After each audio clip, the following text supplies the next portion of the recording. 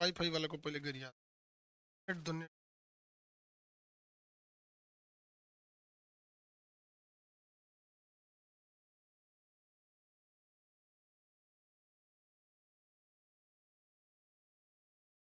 हो गया।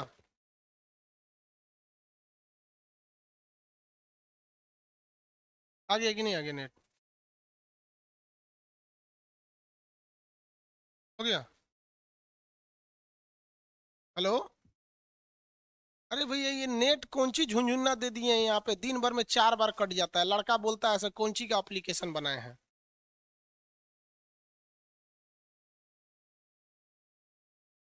आप हमको रेल वाला दे दीजिए, ये झुंझुन्ना दे के क्या कर दिए हैं? आप लोग को समझ में नहीं आता। अरे भगवान करे साला बीएसएनएल बिक जाए। तो लड़का सबको हम क्या बोले? लड़का बोलता है ऐसा कि सर आपका ऐपवे खराब है। लड़का को क्या समझ में आ रहा है कि एप्लीकेशन का प्रॉब्लम है कि आपके वाईफाई का प्रॉब्लम है?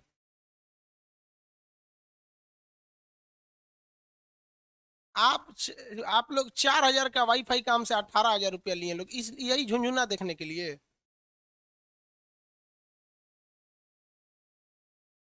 देवरिया में जो आदमी बैठा है अधिकारी, वो लोल है क्या? उसको समझ में नहीं आ रहा है जो वाईफाई लिया किस लिए है?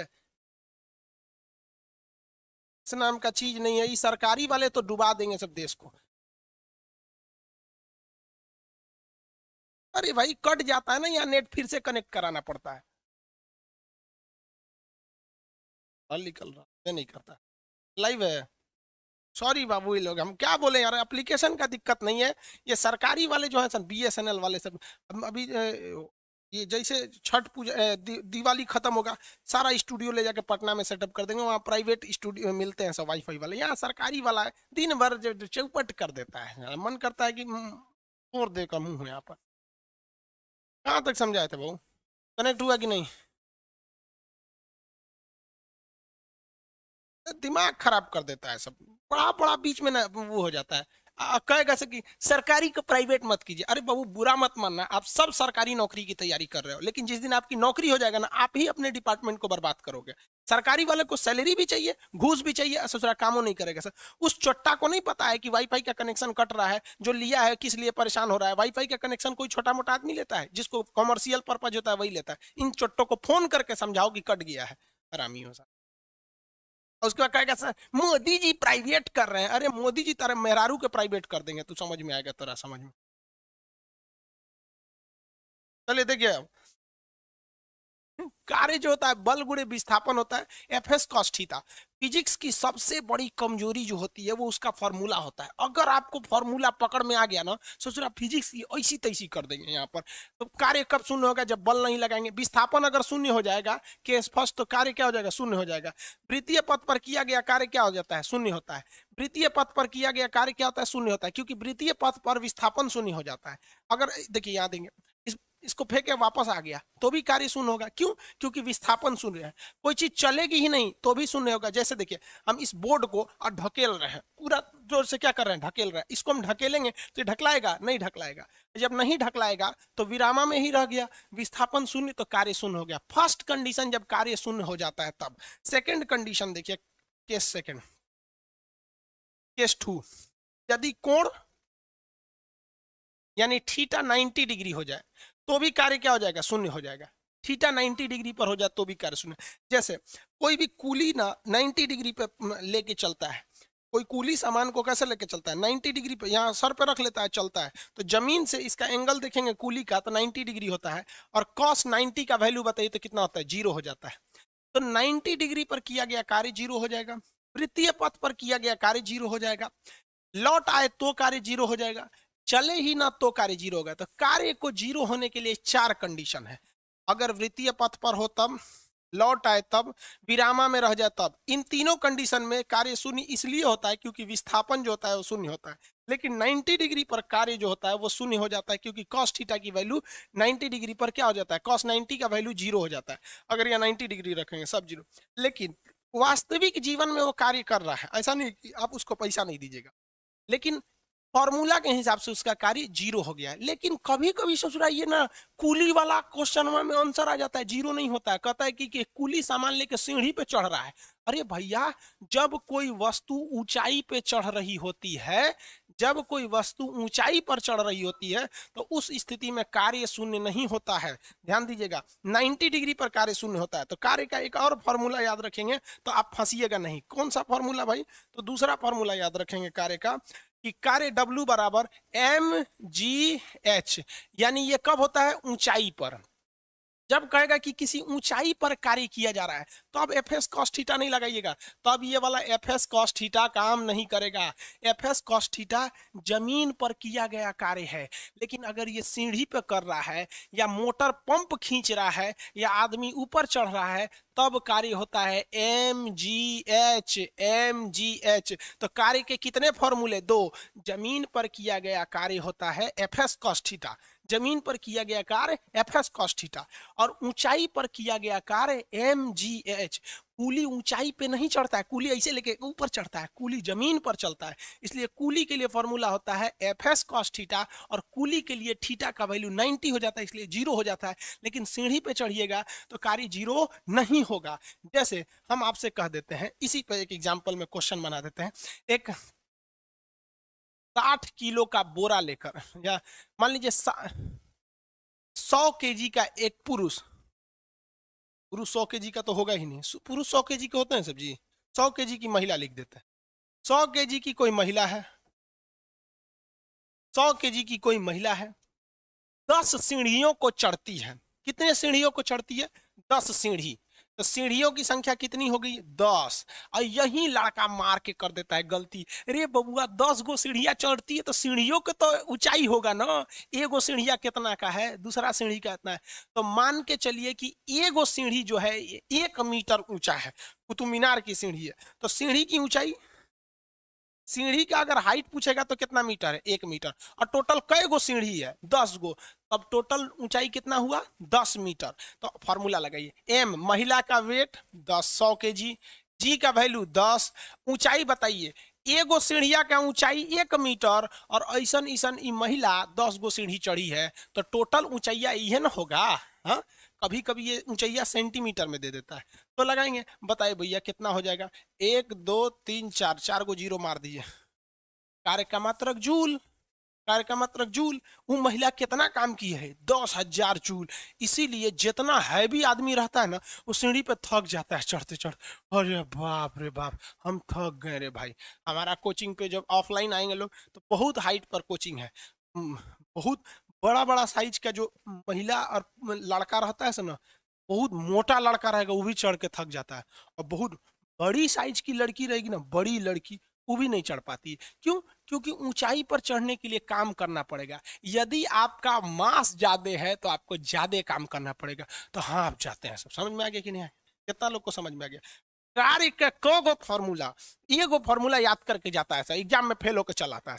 जमीन पर किया गया कार्य एफ एस कॉस थीटा, जमीन पर किया गया कार्य एफ एस कॉस थीटा, ऊंचाई पर किया गया कार्य, ऊंचाई पर किया गया कार्य एम जी एच, ऊंचाई पर किया गया कार्य एम जी एच। अरे भाई ऑफलाइन क्लास कब से चलेगा? कोई ठीक नहीं है कब से चलेगा।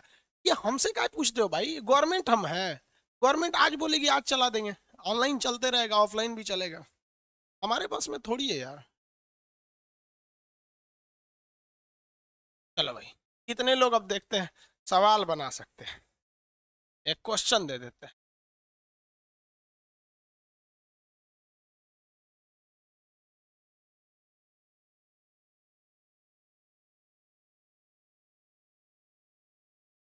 एक तालाब से, एक तालाब है, क्या है? तालाब है, उसमें 2000 केजी पानी है। देखिए, आप पानी को लीटर में भी नाप सकते हैं, केजी में भी कन्वर्ट कर सकते हैं। आप तेल भी खरीदिएगा ना तो 5 लीटर भी होता है, केजी में भी होता है। तो हम यहाँ आपको लीटर नहीं दिए वरना कंफ्यूजन होगा, हम यहाँ केजी दे दे। 2000 केजी पानी एक तालाब में है, इसे 20 मीटर ऊंचाई पर भेजना है। कितने मीटर ऊंचाई पर भेजना है? 20 मीटर ऊंचाई पर भेजना है। बताइए मोटर द्वारा किया गया कार्य कितना होगा? मोटर कितना काम करेगा? जो मोटर खींचेगा वो कितना काम करेगा? इसी में आगे जाएंगे तो कहेगा मोटर की कितना वाट का मोटर लगाएंगे। पहले कार्य समझिएगा ना, फिर ऊर्जा निकालेंगे। अभी कार्य पे रखिए, कार्य कार्य बताइए कितना कितना कार्य होगा, बताइए, आंसर दीजिए फटाफट। तालाब में पानी इतना है, इसे मोटर द्वारा 20 मीटर की ऊंचाई पर फेंकना है, मोटर कितना काम करेगा? आंसर चाहिए। ले, एगो लिख के दे दिया, इसे गुणा करके दो भाई, हम गुणा नहीं ना करेंगे।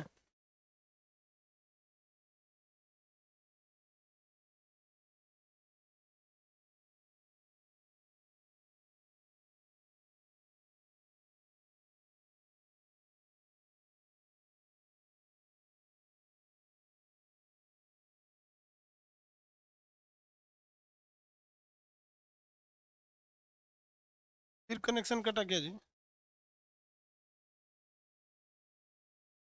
हाँ ठीक है, आंसर सबका सही आ रहा है। 4 लाख जूल।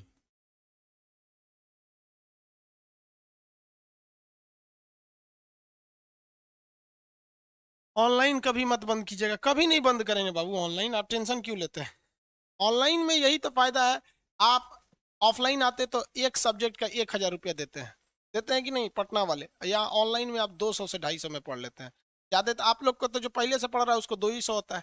अब ज्योग्राफी में एडमिशन अब क्लोज होने वाला है, अब जाके यूट्यूब पे बोलेंगे कि ज्योग्राफी में एडमिशन ले लीजिए। आप ही लोग के लिए ज्यादा सोचते हैं, लेकिन आप लोग भी वो क्या करेंगे, बीएसएनएल के वजह से थोड़ा गड़बड़ हो जाता है। देखिए भाई, MGH, W बराबर MGH, M कितना है 2000, तो यहाँ लिख देंगे 2000। जी का वैल्यू तो बपौती है हमारा है वो 10। H कितना है 30 मीटर ऊंचाई पे भेजना है, कोई दिक्कत नहीं। 2 से 2 का गुणा करेंगे 4, कई गो जीरो बचा, 1 2 3 4 5, 5 जीरो का मतलब होता है लाख, 5 जीरो का मतलब होता है लाख। 4 लाख जूल, 4 लाख जूल निकाल सकते हैं। ये न्यूमेरिकल पूछता है यार, उसके बाद अभी बताएंगे तो पूछ देगा मोटरवा कितना वाट का होना चाहिए, तो वाट मतलब होता है पावर। तो हम अभी पावर पढ़ाए हैं आप लोग को, आप ही बताइए ना, हम अभी पावर कहाँ पढ़ाए हैं आप लोग को? अभी तो हेडिंगे डाले हैं, वर्क पढ़ाएंगे, फिर एनर्जी पढ़ाएंगे, तब ना पावर पढ़ाएंगे। अभी वर्क पे रहिए, वर्क निकाल सकते हैं। अब एगो क्वेश्चन देते हैं, कितना लोग निकालता है देखते हैं, कितना होशियार है सब इसमें।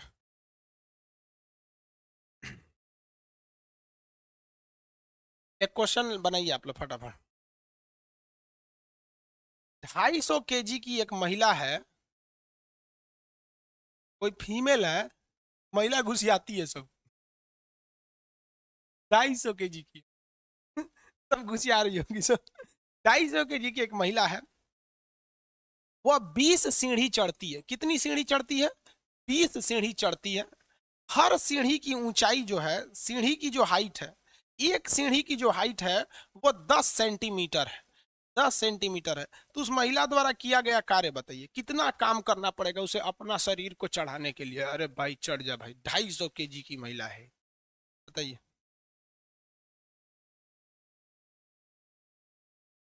अनीता कुमारी घुसिया के इमोजी भेज रही है, ऐसे वाला। बनाइए बनाइए, जल्दी बनाएंगे, आंसर देंगे इसका।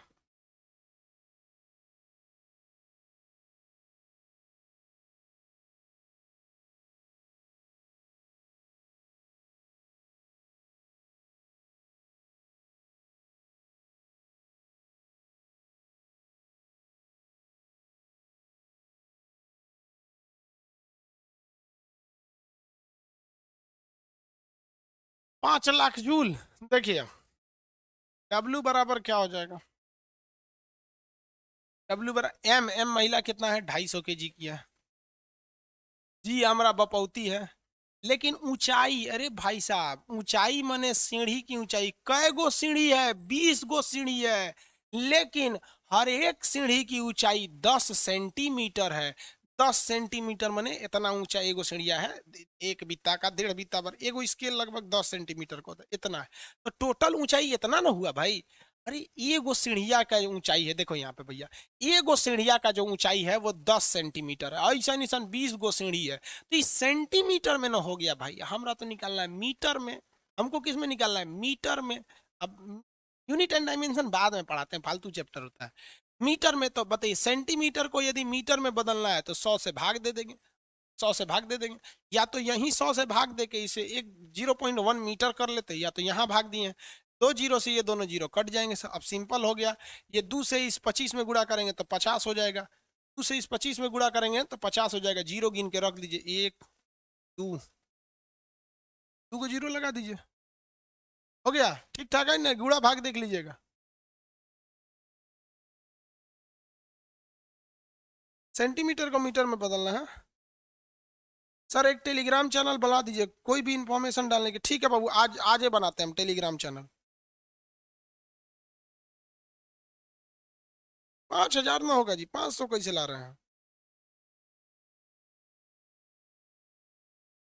भाई? आप कैसे बोले कुकू कुमार? कल का बायोलॉजी आधा ही चला था। सर एक टेलीग्राम चैनल, ठीक है, रुपेश कुमार जी बना देंगे। आगे देखते हैं हम लोग। हो गया? चलिए देखिए अब, ये तो कार्य समझ में आ गया। कार्य किसी को दिक्कत नहीं, जमीन पर किया गया कार्य दो कंडीशन में शून्य होता है। अगर विस्थापन शून्य तो कार्य शून्य हो जाएगा, और अगर मतलब थीटा 90 डिग्री हो जाएगा तब हो जाएगा। लेकिन ऊंचाई पर किए गए कार्य को थीटा से कोई मतलब नहीं होता है, उसको कार्य से मतलब होता है HMGH। कार्य का फॉर्मूला हो गया। अब आगे बढ़ते हैं हम लोग। हो गया ना जी? अब इसके बाद आता है आपका ऊर्जा। कार्य के बाद क्या आता है? ऊर्जा। अब ऊर्जा निकाल लेते हैं हम लोग। कार्य के बाद क्या आएगा? ऊर्जा आएगा। रहे लोग कि नहीं जी?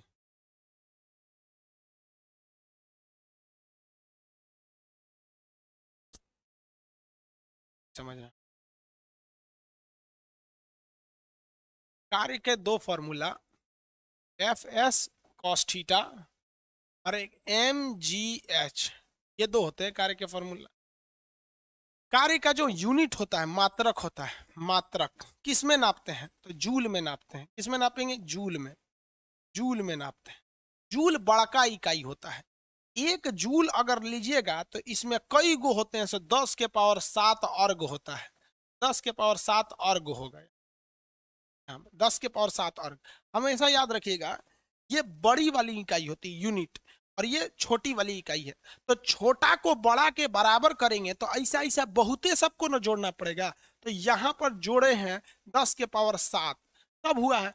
लेकिन अगर यही उल्टा कर दे, जैसे देखिए कार्य के जो मात्रक होते हैं, मात्रक मतलब यूनिट, दो ठो होंगे सब। एक क्या हो जाता है? अर्ग, तब छोटा यूनिट है। अब बड़ा यूनिट क्या हो जाता है? जूल। अब लड़का एक चीज में कंफ्यूजन हो जाता है, जूल तो बड़ा यूनिट है और अर्ग जो है वो छोटा यूनिट है, अर्ग। अब छोटा को अगर बड़ा करना है तो इसमें बहुत सारे चीजों को जोड़ना पड़ेगा। 10 के पावर 7, 10 के पावर 7 मतलब 1 करोड़ हो जाता है। 10 के पावर 5 माने 1 लाख। एक और जोड़ेंगे तो 10 लाख, एक और जोड़ देंगे तो 1 करोड़। 1 करोड़, यानी 1 करोड़ अर्ग को मिलाएंगे तो इसके बराबरी कर पाएगा। तो क्या गलत बात बोल रहा है? सही है बोल रहा है। लेकिन यहाँ लड़का नहीं फंसता है, फंसता है उल्टा। अगर कह देगा कि 1 अर्ग बराबर, 1 अर्ग बराबर, तो ये जूल से बराबर करना है। तो देखो भैया, इस जूल को बराबर होना है किसके? अर्ग के। जूल को बराबर होना है अर्ग के। तो ये तो छोटा है और ये बड़ा है, तो बताइए इसको, इस बड़का को इस छोटका के बराबर करना है तो कम न करना पड़ेगा। तो 10 के पावर -7 अर्ग, 10 के पावर -7 जूल बराबर 1 अर्ग। देखिए, यानी जूल में जब आप 1 करोड़ से भाग दे देते हैं, जब जूल में आप 1 करोड़ से भाग दे देते हैं, ये 10 के पावर -7 का मतलब 1 करोड़ से भाग देना, और +7 का मतलब 1 करोड़ से गुणा करना। तो जब आप अर्ग में 1 करोड़ से गुणा करते हैं तो ये बड़ा होकर जूल के बराबर हो जाता है, समझ में? लेकिन जब आप जूल में 1 करोड़ से भाग देते हैं तो ये छोटा होकर 1 अर्ग के बराबर हो जाता है। ये दो रिलेशन से आपको क्वेश्चन अक्सर आते हैं सर, इसको नहीं भूलिएगा हमेशा। यदि आपको बड़ा से छोटा का कंपैरिजन कराना है तो उसमें माइनस वाला यूज कीजिएगा, और छोटका से बड़का का यूज कराना है तो प्लस वाला कराना है। अगर आप इसको इत्मीनान ढंग से सोचिएगा तो समझ में आ जाएगा, बाकी अगर रट्टा मारेंगे तो दिक्कत हो जाएगा।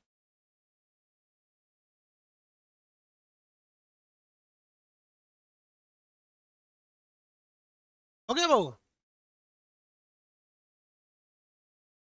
किसी को कोई दिक्कत नहीं? ऊर्जा समझा देते हैं। ऊर्जा इंग्लिश में कहते हैं एनर्जी।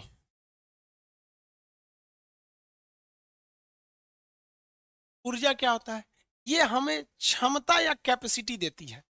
क्षमता या कैपेसिटी या एबिलिटी। सीबीएसई बोर्ड वाला ध्यान से समझेगा, सब सब सीबीएसई बोर्ड वाला ध्यान से समझेगा।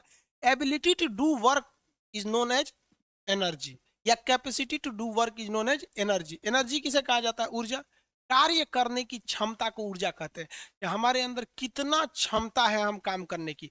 हम हमको पता है काम एफ एस कॉस थीटा होता है, लेकिन हम खाना पीना खइबे नहीं किए, हमारे में ऊर्जा ही नहीं है, दो तरीके ऊर्जा खत्म हो गया। अब ऊर्जा खत्म हो गया तो हमारे अंदर काम करने की क्षमता खत्म हो जाए।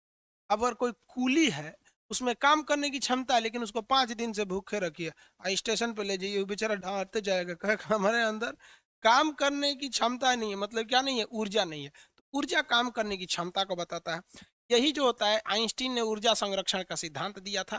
कई टाइप की ऊर्जा होती है, सोच रहा है, विद्युत ऊर्जा, विंड ऊर्जा, सौर ऊर्जा, तापीय ऊर्जा, स्थितिज ऊर्जा, गतिज ऊर्जा, यांत्रिक ऊर्जा, विद्युत ऊर्जा, परमाणु ऊर्जा, गुरुत्वाकर्षण ऊर्जा, बहुते ऊर्जा है।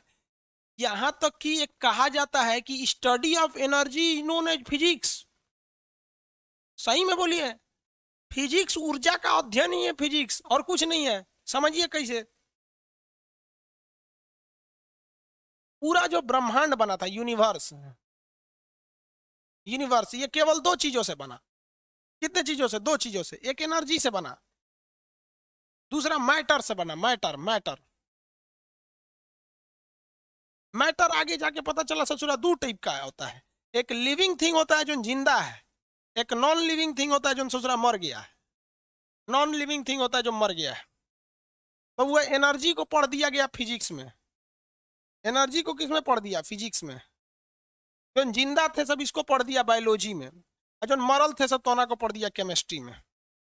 जो जिंदा वाला थे सब नहीं, छोटा सब बायोलॉजी वाला, इस ससुरा आगे जाके हिंदू मुस्लिम बन गया सब, अमेरिका चाइना फ्रांस बन गया सब। यही सब जो थे सब ना, बाद में एक नहीं है, सबसे इतिहास निकल गया, धर्म निकल गया, ई निकल गया, शिक्षा लेदर कर दिया सब। इसी बायोलॉजी वाला जो जिंदा थे सब, उसी ने इतिहास भूगोल को बना दिया।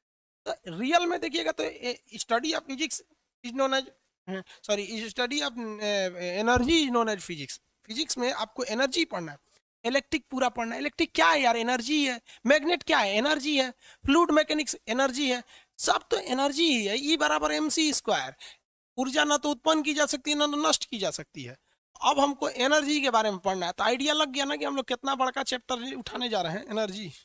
इसलिए इसको एक चैप्टर में खत्म नहीं कर सकते, क्योंकि पूरा फिजिक्स तो एनर्जी है। इसलिए यहाँ पर हम लोग mainly kinetic energy, mechanical energy और पोटेंशियल एनर्जी की चर्चा करेंगे। कई टाइप की ऊर्जा होती है। पहला ऊर्जा हम देखते हैं, पोटेंशियल।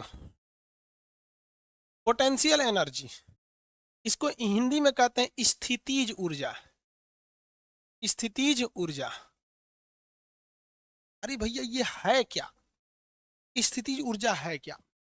दुनिया में कोई भी काम करेंगे वो कार्य, जैसे देखिए हम यहाँ पे ऐसे कुछ नहीं जी, खतरनाक चीज है यहाँ पे। हाँ, खतरनाक चीज देखो, खतरनाक चीज तो कुछ नहीं।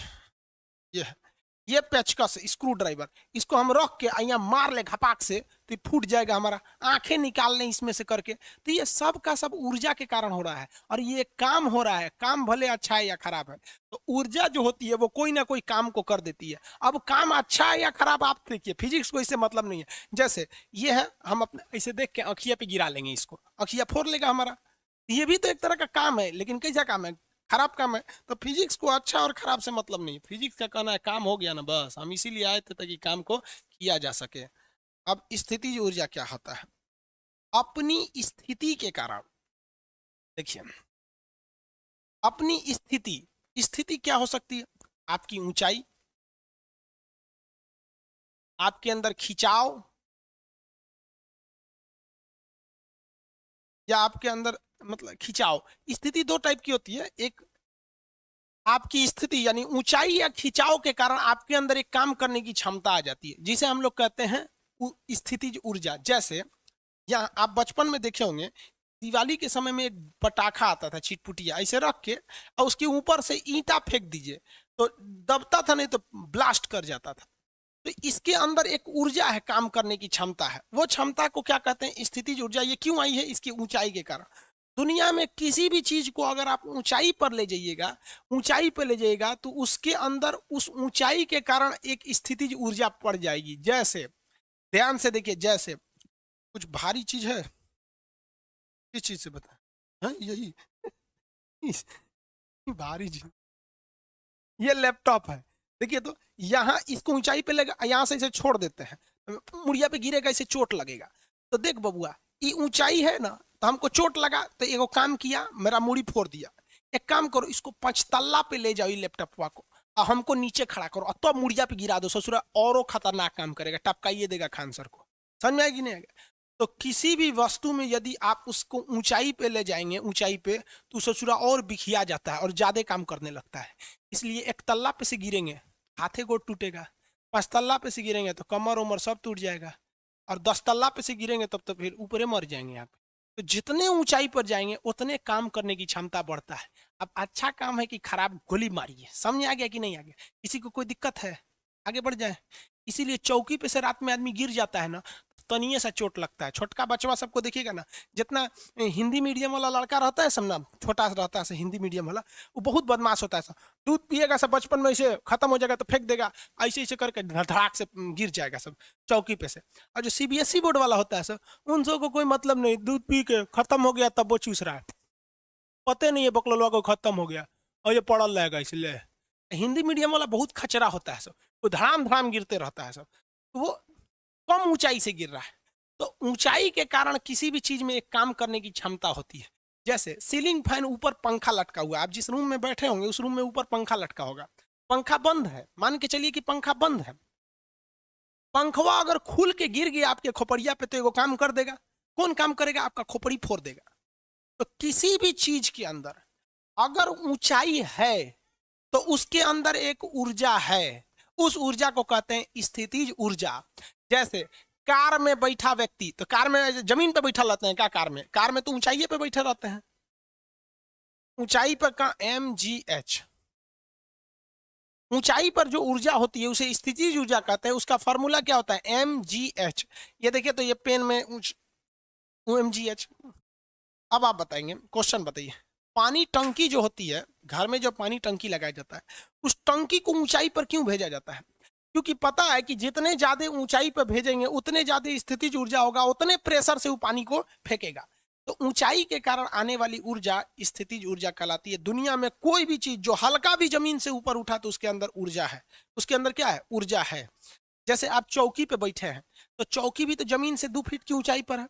मान लीजिए चौकी के नीचे कोई कुत्ता सोया है और अचानक चौकी टूट जाए, तो आप जाके कुतुए के ऊपर हचाक से गिरिएगा, कुतुआ को समझ में आ जाएगा, हाँ भैया काम करने की तो क्षमता है, स्थितिज ऊर्जा हमारा कमर तोड़ दिया। तो दुनिया में कोई भी चीज यदि हाइट पे है तो उसके अंदर क्या है? स्थितिज ऊर्जा है। समझ में आ रहा है कि नहीं आ रहा है? किसी को दिक्कत? आगे बढ़े,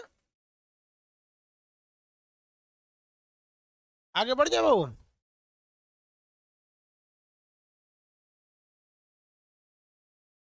एक बार चेक करके दिखा दीजिए। अरे बेवकूफ कहीं का, चेक कौन सी करें? ये देखो, क्या इसके अंदर स्थितिज ऊर्जा है? ऐसे गिर जाएगा तो उसके अंदर क्या आ जाएगा? ऐसे गिरेगा तो एक काम कर देगा यहाँ पर। कोई भी चीज के अंदर हाइट है तो उसके अंदर क्या है? स्थितिज ऊर्जा है। कोई दुनिया का कोई भी चीज के अंदर अगर हाइट है तो स्थितिज ऊर्जा है। स्थितिज ऊर्जा का फॉर्मूला क्या होता है? mgh। स्थितिज ऊर्जा का फॉर्मूला mgh होता है।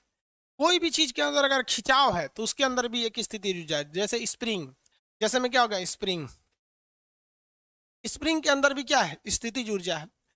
गाड़ी में बैठा व्यक्ति, तो गाड़ी तो ऐसे होती है मर्सिडीज, तो यहाँ आदमी बैठा है, छोटिया चला रही है मर्सिडीज। समझ में आ गया कि नहीं आएगा? तो देखिए छोटिया का भी हाइट थोड़ा जमीन से ऊपर है कि नहीं है? तो कोई भी चीज जमीन से थोड़ा भी उठेगी तो उसमें कौन सी ऊर्जा आएगी? स्थितिज ऊर्जा आएगी। अब आप बताइए, हवाई जहाज में, हवाई जहाज हाइट पे होता है कि नहीं जी? हाँ, स्थितिज ऊर्जा होगी। कोई भी गाड़ी हो गया, स्थितिज ऊर्जा होगी। देहात में ना एगो गाड़ी है जिसपे स्थितिज ऊर्जा नहीं होती है। कौन सी? देहात में ना लड़का सब क्या करता है, ऐसे बोरा ले लेता है, ऐसे बोरा, अब बोरा में रस्सी बांध देता है, अब बोरा पे अपने छोटका भैया को बैठा देता है, ऐसे बैठ बाबू बैठ बैठ, रस्सिया पकड़ रहा है, उसको घींचता है, चल चल बाबू चल चल चल चल चल चल चल, घसीटता है उसको। तू बेचारा वो घसीटा रहा है उसका, वो कहाँ हाइट पे, उसका तो पेंदी घसीटा रहा है। तो जब पेंदी सटल रहेगा तब हाइट नहीं रहेगा, या तो थोड़ा भी हाइट देंगे तो स्थितिज ऊर्जा आएगा। दुनिया में कैमरा में स्थितिज ऊर्जा है कि नहीं? भाई कैमरा हाइट पे रखल है, अबे स्टैंडवा गिरेगा ना तो धाए तो गिर के अपने फोड़ लेगा ही। कहेगा देखो हम फोड़ लिए, एगो काम किए कि नहीं किए? कैमरा फोड़ दिए। काम है ये है ना, काम तो है ही है यहाँ पर ना। तो आप समझ गए आप लोग स्थिति ऊर्जा के बारे में।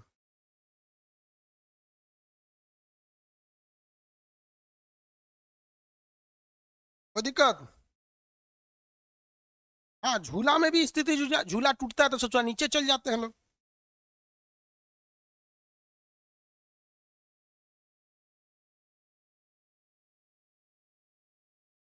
भोजपुरी में ही पढ़ाई हम सिवान के हैं, मंटू चौरसिया बबुआ, हमरो ममहर सिवाने में है।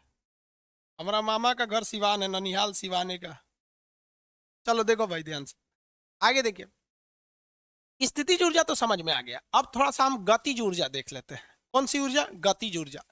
गतिज ऊर्जा का नाम ही होता है गति के कारण आने वाली ऊर्जा, तो दूसरी एनर्जी को बोलते हैं काइनेटिक एनर्जी।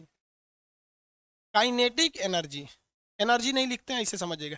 गतिज ऊर्जा, कोई भी चीज यदि गति कर रही है तो उसके अंदर गतिज ऊर्जा है, ये डिपेंड होता है हाफ एम वी स्क्वायर। गतिज ऊर्जा का formula half M V square. दुनिया की कोई भी चीज अगर गति कर रही है तो उसके अंदर क्या है? गतिज ऊर्जा है। गतिज ऊर्जा है।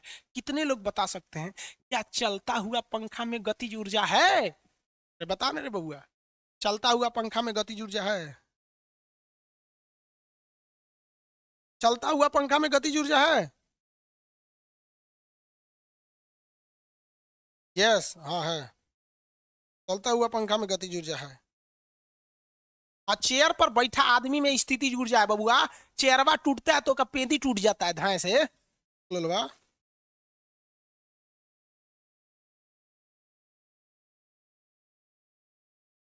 नीतीश कुमार सर आप रांची आ जाइए। रांची क्या करने भाई, रांची आएंगे, घूमने आ सकते हैं। रांची बहुत बार बुला दिए जी। ओम कुमार कुमार सर, गर्ल्स में कौन सी ऊर्जा होती है? लड़की में कौन ऊर्जा होती है? चुंबकीय शक्ति, मैग्नेटिक एनर्जी। बकलोल कहीं का, पूरा रद्द है ये।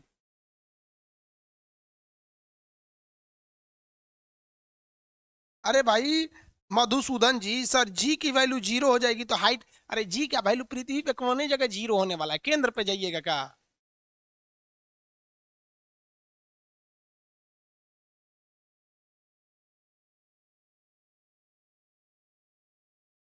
हो गया। देखो बाबू, दुनिया की कोई भी चीज गतिशील है तो उसके अंदर कौन सी ऊर्जा आएगी? गतिज ऊर्जा। लेकिन अगर हाइट पे है तो ससुरा उसके अंदर स्थितिज ऊर्जा आएगी। कब्बो कब्बो, कब्बो कब्बो समझते हैं?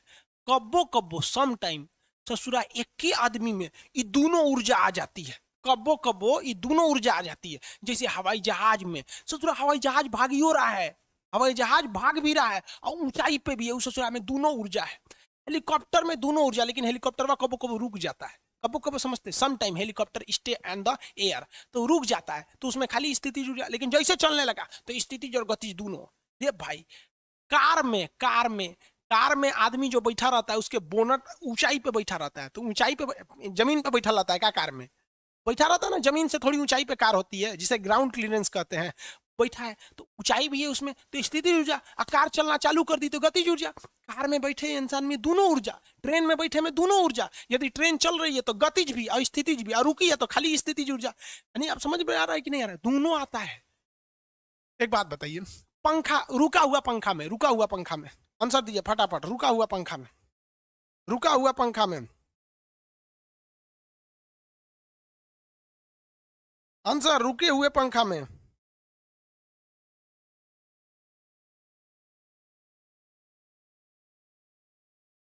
हेमंत जायसवाल, अभी काहे आप आगे आगे भाग रहे हैं बाबू? पगलाए काहे हैं? कर रहे हैं कि इसमें कितना परसेंट चेंज करेंगे, अभी समझिए ना। हाँ वेरी गुड, पोटेंशियल एनर्जी। चलते हुए पंखा में, चलते हुए पंखा में,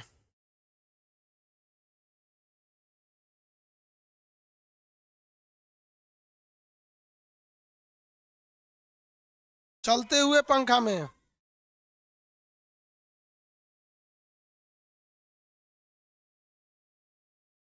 चलते हुए पंखा में रे बबुआ, खाली काइनेटिक एनर्जी थोड़े होगा।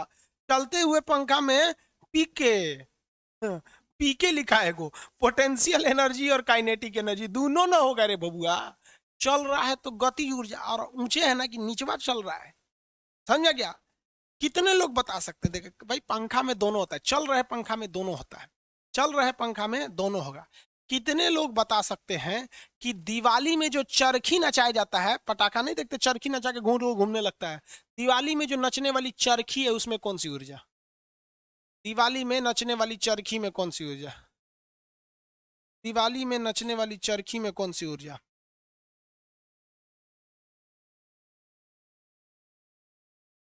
चरखी में हम पूछ रहे हैं, चरखी में। बाबू रे बाबू, दिवाली में जो चरखी नचाया जाता है गोल गोल घुमरिया के, चरखिया, इसमें आग लगा दिया जाता है, आग लगाने वाली चरखी, ये हवा में थोड़े घूमती है, इसमें तनिको ऊंचाई नहीं रहता, जमीन से सटल रहता है, जमीन से सटल रहता है, तो ये जमीन से क्या हो जाता है, टच में रहता है, तो इसके अंदर कोई भी प्रकार की स्थितिज ऊर्जा नहीं पाई जाती है, किसी भी प्रकार की पोटेंशियल एनर्जी नहीं पाई जाती है, ऊंचाई इसमें नहीं होता है, इसमें केवल क्या पाया जाता है, गति ऊर्जा।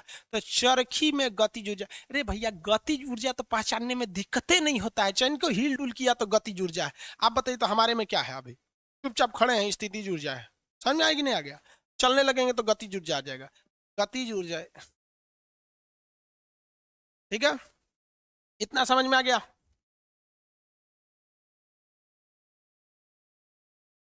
वायुयान, सीबीएसई वाला समझता है तो वायुयान किसको बोला जाता है, उड़न खटोला,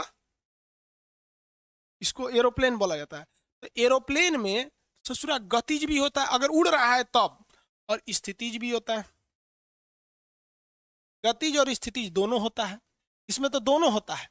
तो जिस चीज में दोनों होता है इसको हम कैसे कहेंगे, दोनों, समझ में आ गया कि दोनों थोड़े कहेंगे, कहेंगे उड़ता हुआ जहाज में तो क्या कहेंगे, दोनों, अरे ऐसा थोड़े होता है दोनों, उड़ते हुए जहाज में होती है यांत्रिक ऊर्जा, जब कभी किसी में दोनों ऊर्जा उपस्थित रहती है तो उसे कहते हैं यांत्रिक ऊर्जा, मैकेनिकल एनर्जी, मैकेनिकल एनर्जी। तो mechanical energy is a combination of potential energy and kinetic energy, the additional sum of potential energy and kinetic energy is known as mechanical energy, यांत्रिक ऊर्जा। कौन सी ऊर्जा, यांत्रिक ऊर्जा। बाप रे, समझ में आ गया कि नहीं आ गया, जिसमें दोनों होगा उसे यांत्रिक ऊर्जा कहते हैं। तो यांत्रिक ऊर्जा किसे कहा जाता है, potential energy plus kinetic energy. अब हम आपसे कहें कि उड़ते हवाई जहाज में, तो ये नहीं बोलिएगा पोटेंशियल प्लस काइनेटिक, आप तुरंत बोलिएगा कि यांत्रिक ऊर्जा। कौन सी ऊर्जा, यांत्रिक ऊर्जा। किसी को कोई दिक्कत नहीं। कार में चल रहे, कार में दोनों होता है, यांत्रिक ऊर्जा। ट्रेन में यांत्रिक ऊर्जा, जहां दोनों रहेगा उसे क्या कहेंगे, यांत्रिक ऊर्जा। जहां दोनों रहेगा उसे क्या कहेंगे, यांत्रिक ऊर्जा। अभी इसका न्यूमेरिकल नहीं बता रहे हैं, आप न्यूमेरिकल पे मत जाइएगा।